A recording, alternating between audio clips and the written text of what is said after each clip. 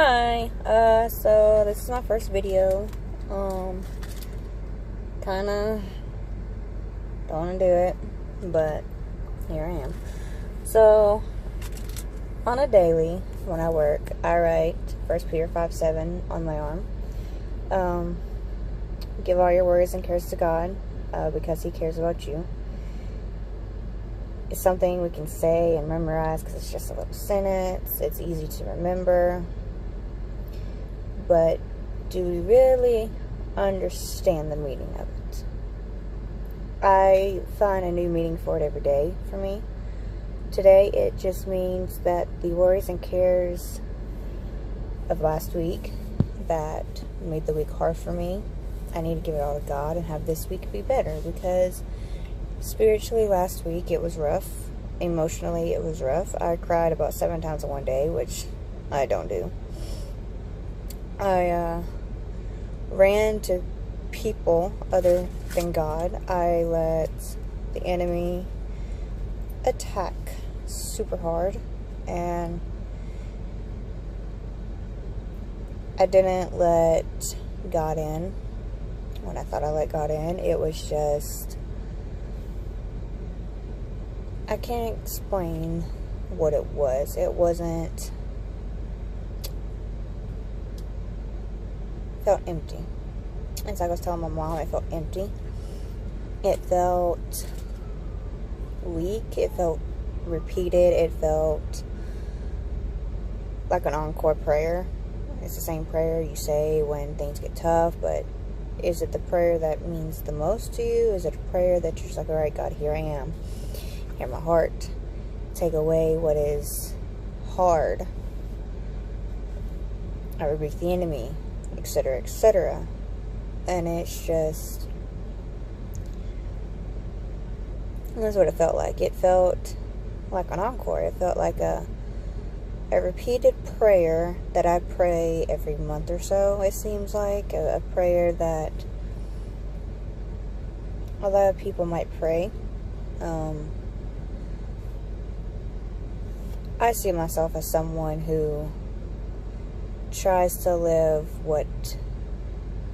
the Christian life that people think I should live, instead of living my best life for Christ. I live it to try and impress others. I live it to give others what they want to see. At work, I'm different. At church, I'm different. And people at work probably couldn't tell that I go to church every Sunday, that I read my Bible almost every day, because at work I'm different. I've struggled with that for many years as a Christian. It's one thing that I pray about on the daily to get help for, because I know that I do not live up to what Christ wants me to live up to. I'm not Christ-like outside of church. And that's hard to admit, because I struggle with wanting to do that every day. But unfortunately, the enemy knows my weaknesses. He knows how to attack me when I'm getting closer to God. He knows how to attack my emotions, my fears, my worries and cares. He knows how to attack what's important to me. And as I struggle with it and as I pray about it, the attacks get worse. And last week that happened a lot. It happened a lot last week. It affected my relationship with God. It affected me at work. I couldn't work because I was just being attacked so heavily one day. My emotions ran so high that I had to leave because it was that rough. So I want to do what I have thought about calling it a worldwide small group where I do videos. I'm awkward. As you can tell, I can't look into the camera. I have to look around. I say a lot. I stutter. I repeat myself. I lose my train of thought.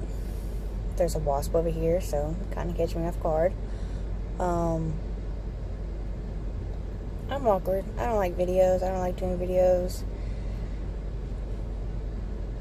I don't expect a lot from my videos. I don't expect people to share them. I don't expect people to like them.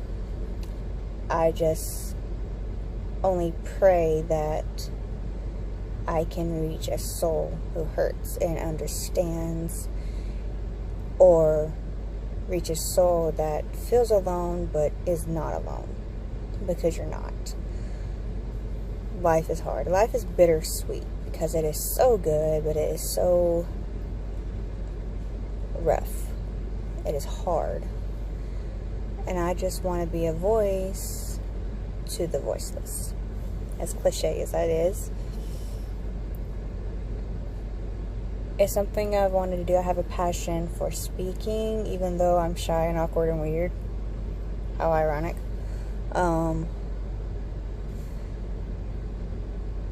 Sadie Robertson is my inspiration. 27. Here I am, 27. Inspired by a young adult / teenager, whatever you want to call it. Because I'm not that much older. I'm only 27. But I work a lot and have a kid, and it makes me feel old.